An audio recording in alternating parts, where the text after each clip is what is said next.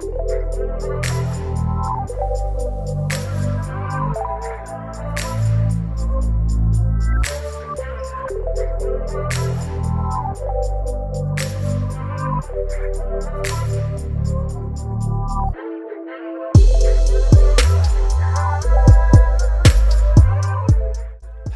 beautiful souls. Welcome back to the Infinite Cup Podcast. I am your host, Robert Breton. Now, today I have Dridha, the Blissful Athlete. This is his third appearance on the show. Very excited to present to you this podcast about psychedelics, meditation, spirituality, and the real yoga.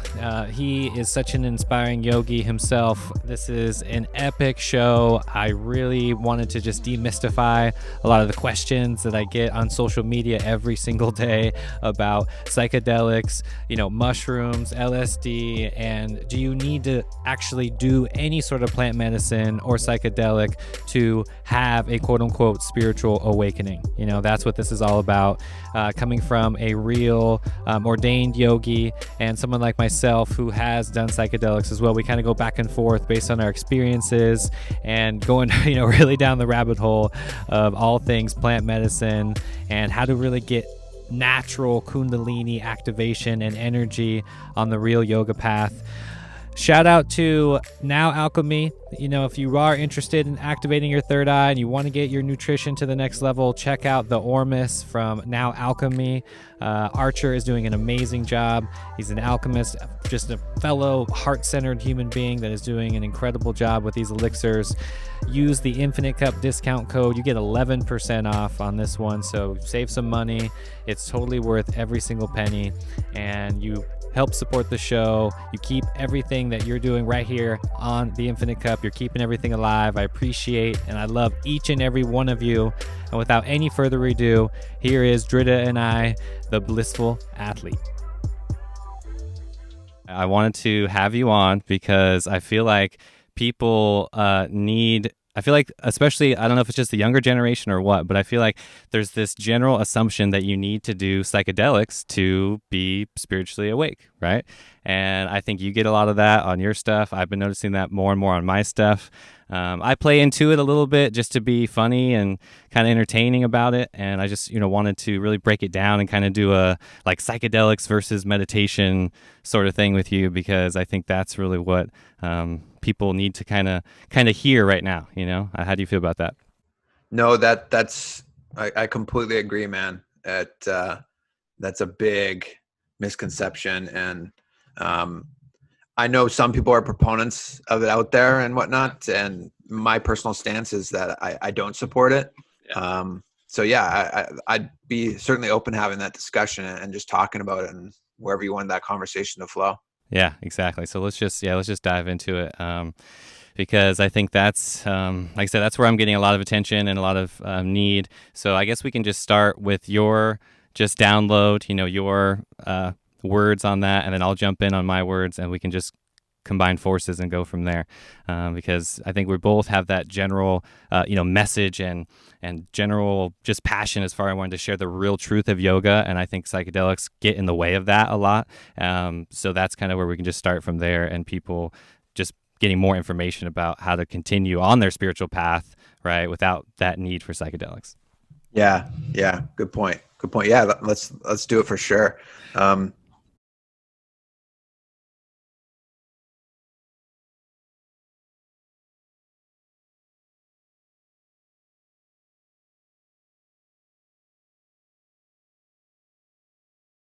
Yeah, that's a good question. I would just have to say maybe through that hippie culture movement that happened with the LSD. And obviously a lot of people had a lot of in-depth spiritual experiences that were very real probably. I can't say, I'm on the side of I've never taken LSD. I've never taken any psychedelics. Yeah. But it sounds like people are having very serious not just visualizations, but experiences, seeing Shiva and not being at all Hindu or connected to Sanatana Dharma in any way, but you're seeing this Hindu god that is the creator of the universe, or all these other gods and goddesses. along with all these other different types of experiences, it shows that it's tangible. There's something real there that they are experiencing. So it for me, I would say maybe it started in that movement, and because it originated there, and because now that you and I have dreads, or anybody talks about spirituality, it's like this an instant connection between the two. And that's a really big misconception, that it's needed to have those psychedelics to have that experience. I agree with you. I think it is the 70s. That's the most recent, big counterculture movement that people are aware of and are a part of. And, I definitely have that rebel side in me. I know you do too, just, going from the hockey player to who you are today, right? And those of you that are listening, I think you've been on the show. This is your third time. And if you want the full, introduction about your life and everything, that's on episode 1 for people that are tuning in right now. We're just going to stick to this conversation. But if you want to hear more about Dridha's life and the amazing thing that he does when it comes to Blissful Athlete and his channel, check out episode 1 on the podcast here. It's also on the YouTube channel. So I just want to add to that, because yes, I agree. It's the 70s, the culture, the movement, people being a part of the rebels. And that's what I think we're experiencing now in this, second wave or third wave of that, and people, you're right. It's just the hippie thing, whatever, that people correlate with hair and whatnot. But I want to know what, if they're seeing, if those images are real and if there's some perception of it. For me, it's how do you bring clarity into that, or create more of a, change in your life, right? Because the thing that I just want to bring up, I see a lot of that as well in these experiences, and there's no denying them. I've had them myself. I'm just saying the problem is that people aren't having anything tangible, right, into their life and creating positive change, for it. That's what I see. Yeah, I like to actually correlate it with like taking steroids and just being an athlete. I almost connect everything to athletics, but anybody can get jacked or be an extremely talented athlete if you get on a few cycles. And you'll experience all of the benefits. You'll have all of the all the great accolades could possibly come along with that too.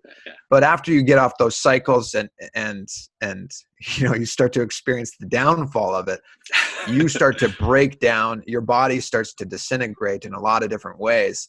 The same exact thing happens when you're taking psychedelics. You're frying your system, and it's this dependency on thinking that I need something outside of me to have this state of consciousness or to have this experience. And that's the exact opposite of what we're actually trying to achieve. Is when we're going in, you can just go in on your own.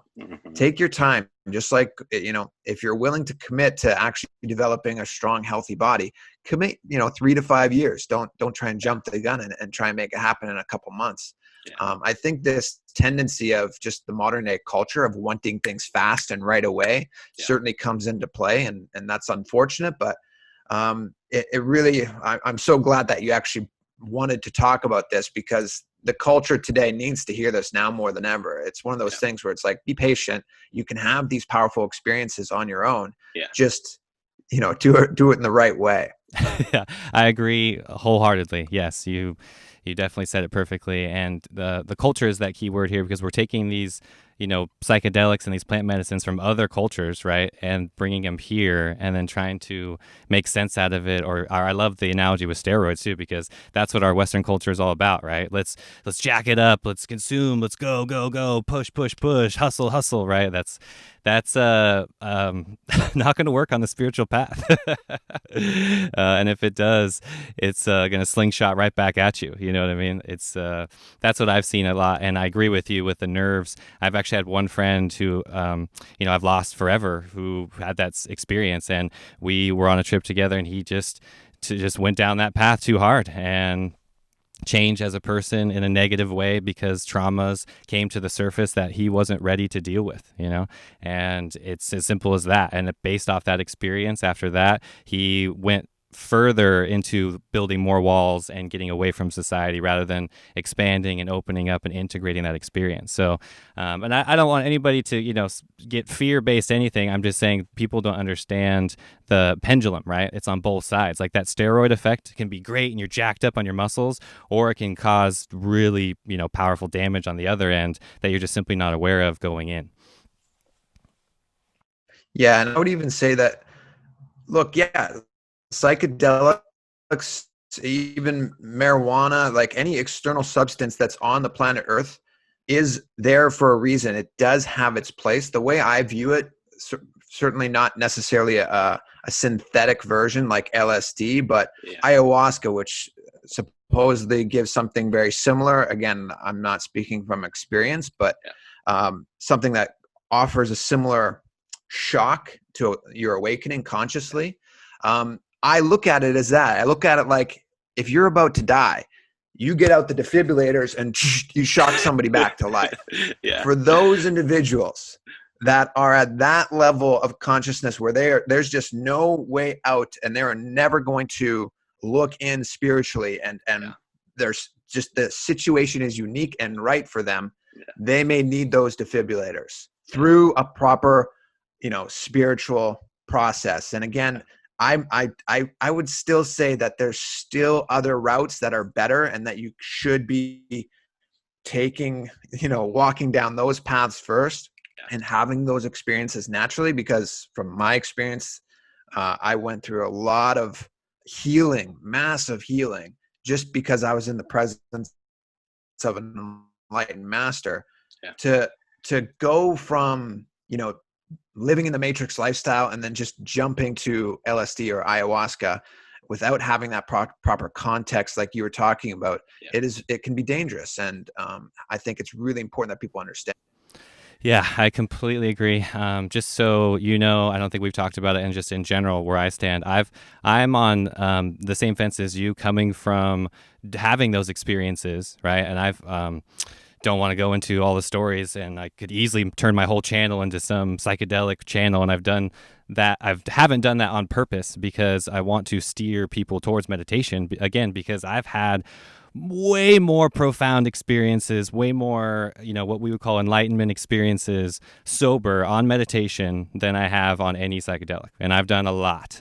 So I can stand comfortably and say that. And I can also add that without the knowledge of yoga, the experiences would have been minimal, meaning, just understanding the chakra system, understanding how energy works, understanding just how we are as humans through the yoga system gave me way more clarity and confidence in my life than this one, defibrillator kind of moment, right?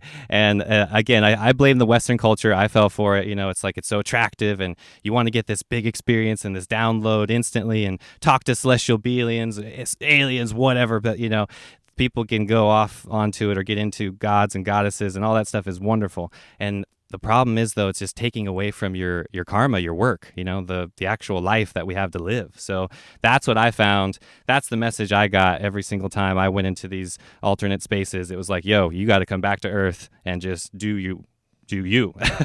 And now, I'm a father. The last download I got when I went into those realms, that was it. It was like, you need to be a father. You need to do this. Here's your path, and you need to take action on it. And here I am. So that's the general message that I have for people, because yes, it will get you there. In our lingo, it's dharma, and I would just want to give people an experience, right? It's temporary.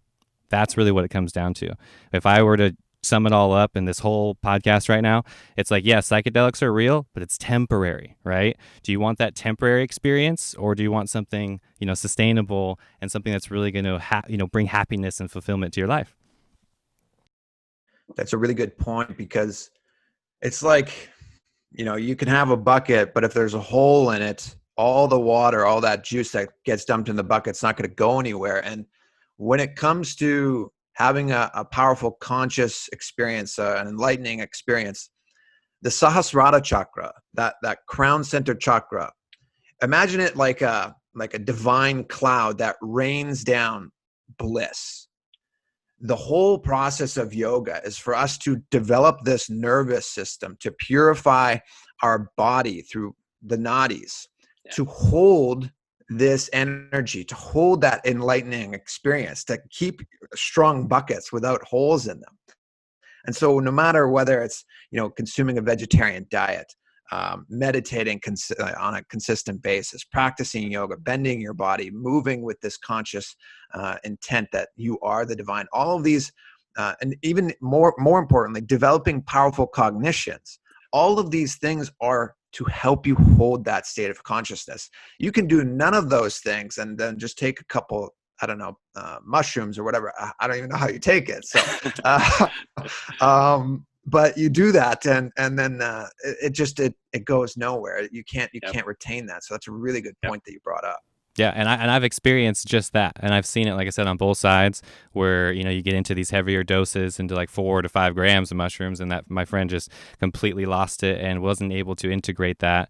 And then at the same time, even if you did, let's say at the best case scenario, here's this perfect medicine or pill or whatever, and you had that experience, I would say the majority of people are not able to retain that information at all, and then let alone talk about it to somebody else to help their life. See what I mean?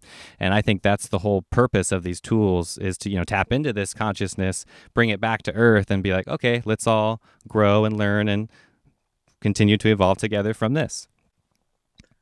Yeah, and I think that's another good point, is having that right spiritual community, or sangha in Sanskrit it's called, where you're supported by individuals that understand the path that you're going on, the desires you have, the intentions that you have, and are supporting that. Like your shirt, positive vibes. You want to be around positive people supporting you. It's the same thing on the spiritual path, to have that safety net almost, and to be willing to drop the ego, and drop the desires that you might not understand are harming you, but just you're in that space. You have that harmonious environment, that group of individuals that can support you. That's really important as well. So important. It's talked about from Terrence McKenna, another, Tim Leary, and other psychedelic people. They talk about it with set and setting, and it's the similar thing. And you have to understand the setting that you're in, and it's similar to meditation with the people that you're with. You're exchanging energy, and I don't think people are aware of that at all, especially for me in the beginning, when it was more of like a party phase and everything. And it's all beautiful and innocent until you exchange some karma or energy that you're is unwanted, that you then have to hold on to, and now have to do all this work and process to eliminate it from your being, because it's attached to you, right? And I think people don't understand the amount of karma, amount of work that they have to deal with on their own, let alone exchanging energy with somebody at a simple party or whatever. They're not having that conscious awareness about it. Whereas, like we talked about with meditation, it's like you go into that willingly, and you have that clarity and that cognizance to bring something back and share it, and all the walls are up, everyone's defensive, everyone's protected. There's no really risk in that, Yeah, that's a good point. It's certainly, it's nice that I'm glad that you're bringing this whole conversation up. While you're talking, the flash of just you being on TikTok, you're such a positive and fun creator on that platform, and deliver such a nice message that people can kind of digest and enjoy at the same time. It is really important for people to stand up and be sharing that type of content. So I know I'm jumping a little to the side, but I wanted to acknowledge you for that, because what you're doing on there, I know people that they're like, have you seen this guy? And they showed me your TikTok. Like, I love him. And I'm like, yeah, Robert, yeah. So what you're doing is you're impacting a lot of people in a positive way. And I think if people just resonate with that, and if they see something in you that you're doing on TikTok and they like it, it's because they're liking that dimension of themselves that they're seeing externally. Really start to cherish that, nurture that, and allow that to express and manifest that more in your life. What you'll find is that you'll start to have even more powerful experiences just in your day-to-day reality, rather than this in one sit down of the psychedelic experience too. Yes, bingo, 100%. It's funny too, because I have mutual things too. Some people follow me or talk about the same thing. It's like, oh, Dridha, do you follow Blissful Athlete? He just posted about this or whatever, because we talk about the third eye or talk about the common things. I swear, I could talk about the third eye and astral projection for like the rest of the channel, the rest of every podcast, the rest of every TikTok or whatever, And I feed into that a little bit because I understand where people are at, At the same time, I want to guide them to something a little bit, deeper, because exactly what you just said, I believe. That daily practice, that commitment, that devotion, the sadhana, the spiritual practice, that is the tool. That is the thing right there. And there are no shortcuts. There's no, recipe or magic fast or pill or whatever that is going to speed up that process, And I think it's just, again, America and our culture that just wants this really quick approach and hustle mentality, just get it done and blah, blah, blah. So it's like enlightenment just doesn't work that way. And I'm definitely steering people more into like an authentic, path. And I know you are too. So it's just awesome to, kind of combine forces on that a little bit. And people, they need that message more than ever, because to me, this is a natural path of evolution of the soul. And I see a lot of people, creating negative traumatic effects through psychedelics instead of pure positive blissful experiences. At the end of the day, that's what I see. Yeah.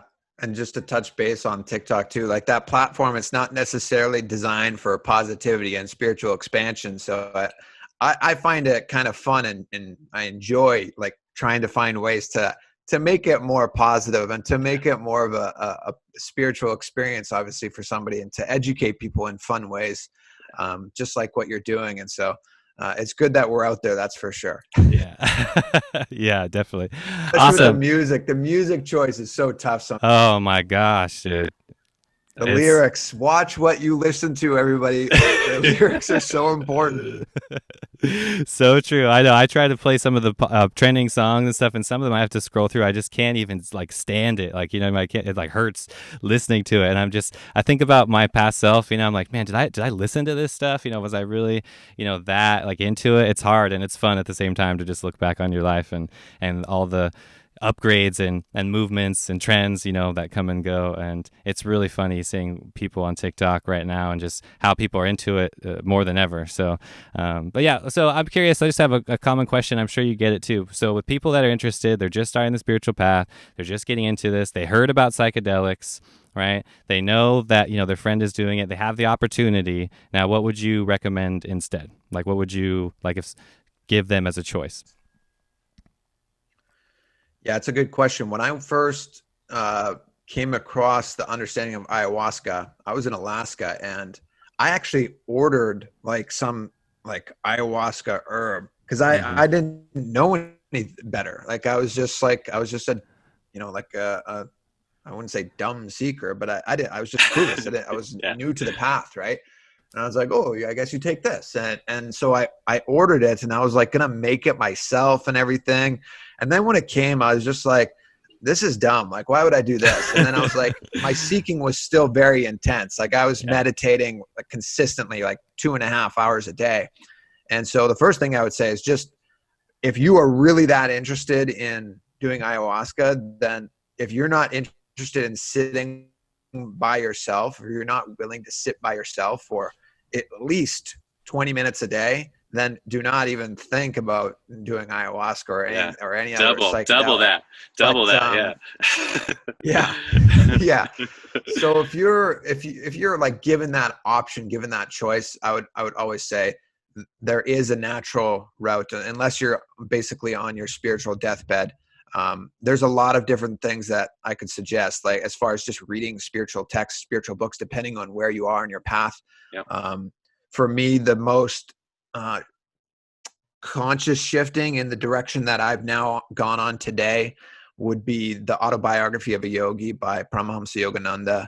And then that guided me towards my guru today, Bhagavan Nityananda, in reading Living Enlightenment, which is another really powerful book that I would recommend for anybody. But if you're not a reader and you are, going through a lot of pain, what I went through was something called completion process. My guru had a part of in his inner awakening program, and it was just like, it's basically reliving to relieve all of the past pain patterns within you. And I left that program completely a different person. Like I used to care so much about the color of my skin, and I left actually almost loving myself for being this pasty white. And it was something that I would just never even wanted to acknowledge before, hating myself. And so the more that you go in to relieve the pain patterns, the engrams that are within you, that's the natural healing process that you need to go through. And so I would 1000% recommend people Even if you're a reader or not, I would read those books, but then I would also do the internal work of shining the light in the dark corners of your inner space that you don't really want to put attention into. Beautiful, beautiful. Yes, I completely agree, and that's exactly what I promote too. Yes, the text is so important. It is, even if you don't comprehend the words, it's still purifying your consciousness. And what you're talking about with removing these blocks and this through this emotional work that's exactly what the plant medicine is doing in the first place. So it's amazing too. The more I get into just yoga in general and go further back with this, it's amazing how much knowledge they already had back then, right? And it's what the modern culture is all about. Like, for example, the word right now from Carl Jung is shadow work, and people exploring and energy and these different new age terms, right, are all rooted from this real yoga that is very ancient. And there's a very specific way to release that is already there for you. We don't have to reinvent the wheel here. So that's what a big part of my work, and I know you do a similar thing as well, is guiding people to that and kind of getting away from this new age, this marketing, fake kind of spirituality that I see, and going more deeper into something real and true. Yeah, and I think it's important that we start to find that authenticity, because anybody can be a yoga teacher. When I my very first yoga teacher certification, I got it online, and I read some book by it's like, I can't remember their name, but it wasn't like a guru or an enlightened master or anything. It was just some yoga teacher that created their own yoga teacher training school. And I think when that happens, that watered down effect is becoming quite prominent just throughout the Western culture. And we start getting into, I just posted about this yesterday, we start getting into various different parts of yoga that is not yoga, like beer yoga, wine yoga, goat yoga, all these different forms of yoga, even hatha yoga, and separating that from kundalini yoga. There's no difference. There's no separation. The creator of hatha yoga, Sage Swatmarama, he said that the very substratum of yoga is kundalini. So technically, hatha yoga is kundalini yoga if you're practicing it authentically.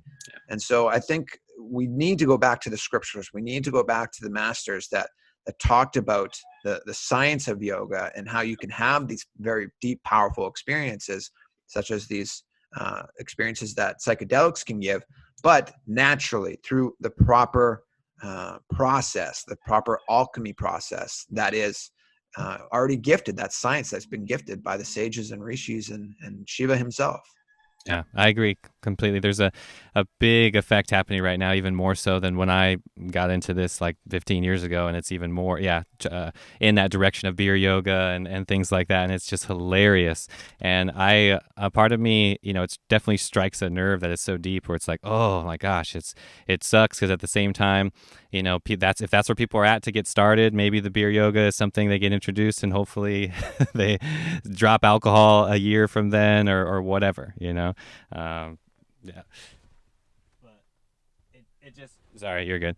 There's just a big, I would say, and for people listening, it's because we're still in this material age, right? We're in this shallow consciousness where it's very superficial. People just care about the outside. They don't care about the inside. So that's a big calling to what I want to talk about just in general. And I think psychedelics play a big part of that because, again, it's temporary and it's not going to create that long-term effect that people are looking for. We all have that desire for happiness and, the longing for something deeper, right? Because that spiritual life isn't helpful here. Like, our normal 9-to-5 household, modern structured life doesn't support spirituality. So everyone is desperate for that. And in some form of, anxiety or depression, that is like the norm. So that being our foundation, yes, the yogic lifestyle to me is just the way that's built in to have some sort of sustainable happiness.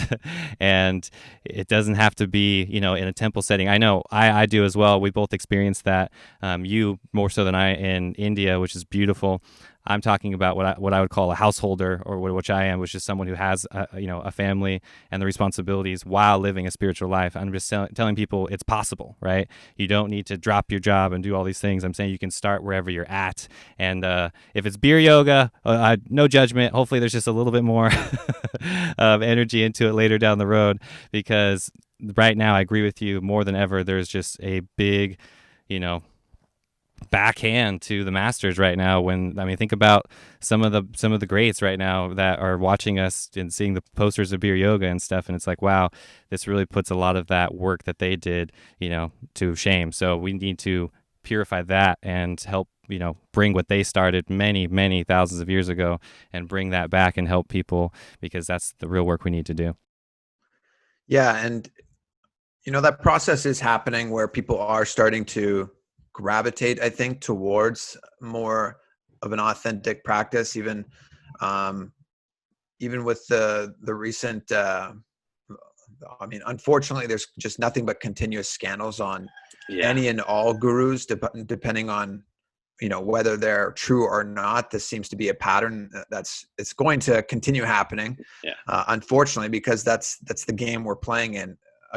An authentic guru is there to not only teach you, but to guide you towards manifesting your ultimate state of powerfulness. And I think for maybe some of your viewers, they're aware, or some of your listeners are aware, that we're in very much of a spiritual war, in that we're being suppressed to forget about your spirituality, focus on the materialistic life and the lust and the fear and all of those very low density vibration, that low frequency reality.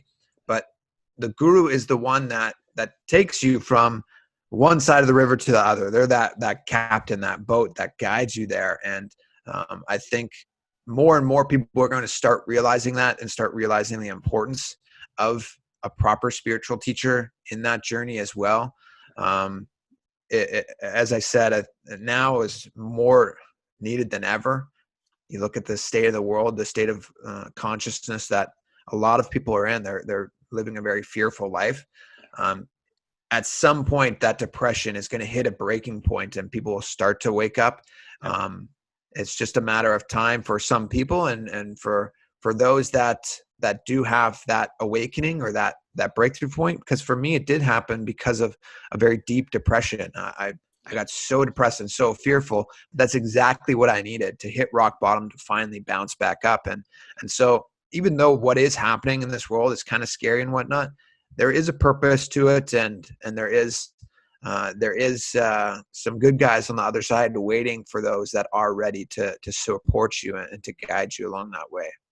100%. Yes. And I would say that it's more, to be honest and just brutally real, it's just the level of ego. That's a very blanket statement. I like to use the word lower self, because ego just gets tossed around too much. Basically, people aren't ready to handle the fact that there is a realized being in the human form, period.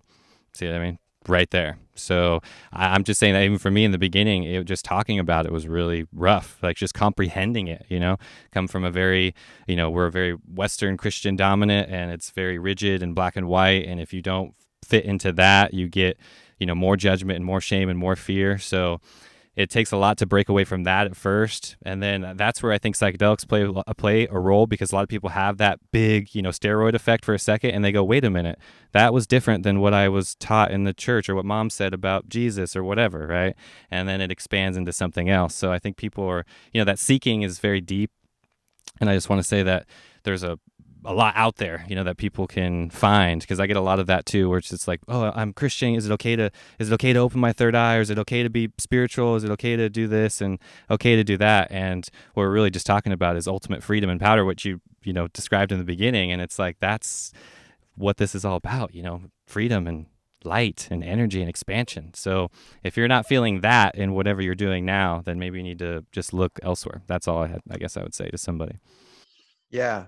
And even the journey of happiness, like to be happy, like even happiness is a delusion. That's ego's involved in happiness. What we're really seeking deep down is bliss, is our true identity is eternal bliss. Like from I can say this from my Saksham Pramana, my experiences. I know nobody can ever take this away from me. I am eternal bliss. That is me operating through this physical body. With that, in understanding that you are eternal bliss, and not just happiness is the answer.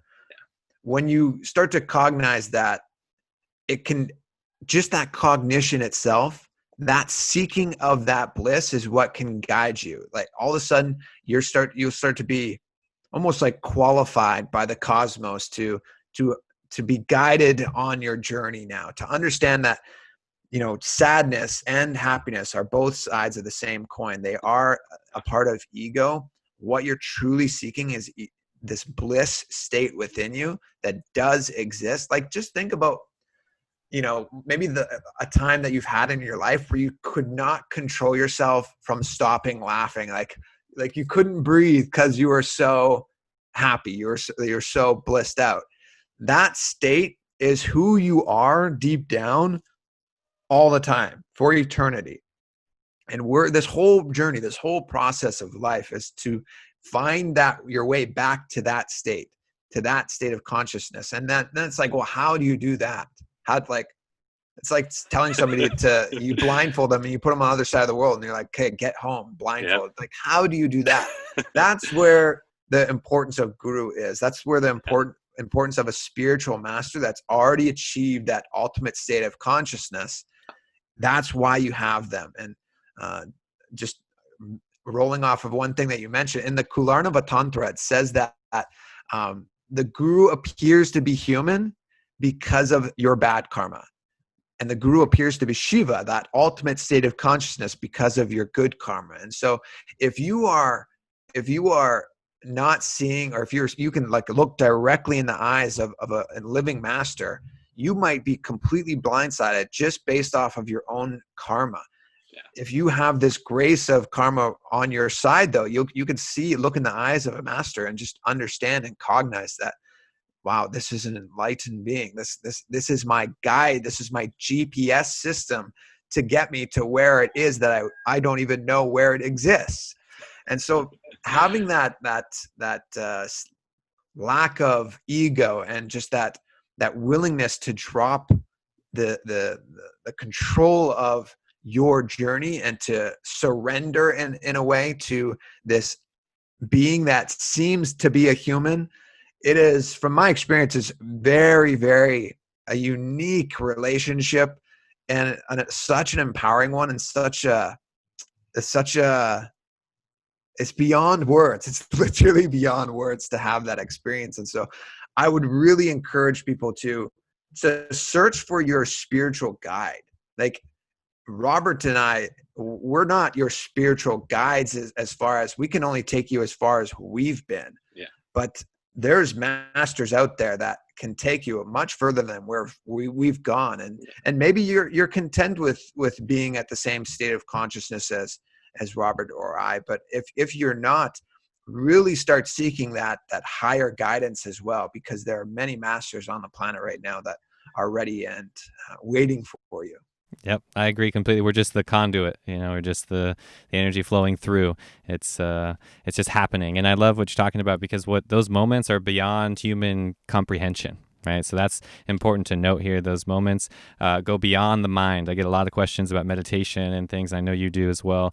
And it's not going to happen through the mind itself. Right. This is just a practice to get you set up for hopefully having something go beyond yourself or beyond the mind. And that's what yoga is all about. That's what this lifestyle is all about, and purifying yourself. And I agree with what you said. I can look back into my first actual, darshan experience, and it was just that, what you said. And there's that moment where literally everything that you thought was real just gets broken down, and you have to reevaluate it, because that moment just shattered everything, what you thought was real and what you thought wasn't real. So now you got to pick up those pieces of your cup again and just put it all back together and be like, okay, and move forward from there. And it's again, beyond the human comprehension. So it's like, even you trying to figure it out, you're only limiting that experience. So that's why my favorite mantra, my favorite thing is just let go, surrender, and repeat. Because even when you think you have something close and you have that experience and you let go, something deeper comes in to fill you. So that's been my experience every single time. And yes, I can only hope that people that are guided to that want more of an experience and are guided to a master that resonates with them. And It's just an amazing time to be alive, right? To have all this available because we're living in this spiritual war. That's exactly what it is. We're seeing the battle, right outside our windows right now.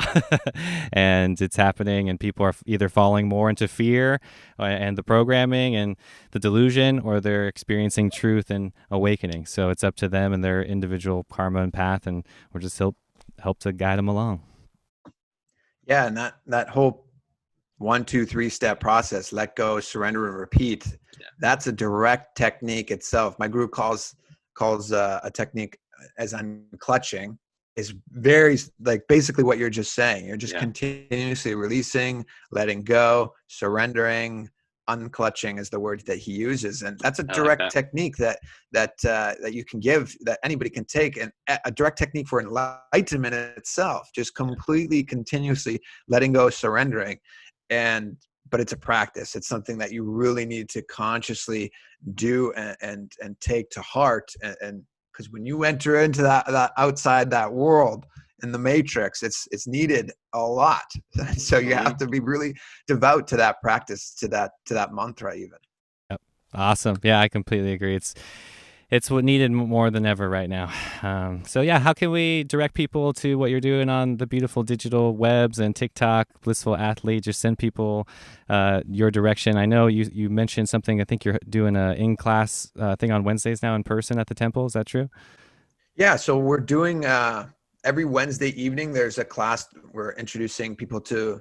It's called the original yoga, and everything that's taught is based from the scriptures. So if I am saying something, I'll basically give either a Shastra Pramana, Apta Pramana, Atma Pramana, and then correlate that with my own experience, Sakshi Pramana.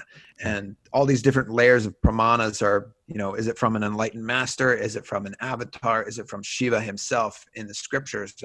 And so it's nice to be able to share directly from the scriptures themselves. And that's what my guru's mission is.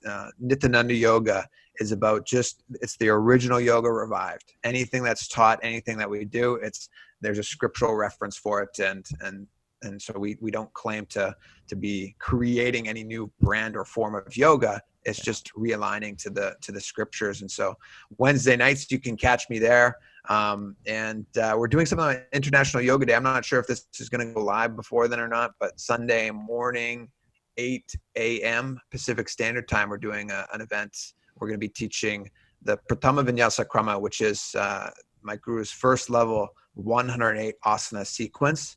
And it's very, very powerful. It's an intense sequence. And so if you're interested in learning more about that, you can even just DM me on Instagram or connect with me on one of my social media platforms, Blissful Athlete, like you said. Awesome. Dude, that's great. I'm happy you're doing stuff in person and everything is coming together for you with the temple and everything. It's awesome to see all of this just forming and giving people options to come experience. This is what it's all about. So I'm all about it and I want to support you. That's just great, brother. Keep up the good work, man. Thanks, brother. And thank you so much for having me on here. We got to get you on my channel. I know you said you're coming back down at some point. Maybe we can do that one in person. Definitely. Yep. We'll make it happen. Beautiful. Awesome, brother. Well, namaste. Enjoy the rest of your day. Thank you so much. Namaste, Nityanandam. Eternal bliss to you. And thank you to everybody for tuning in, listening to us. And we'll see you guys somewhere out there.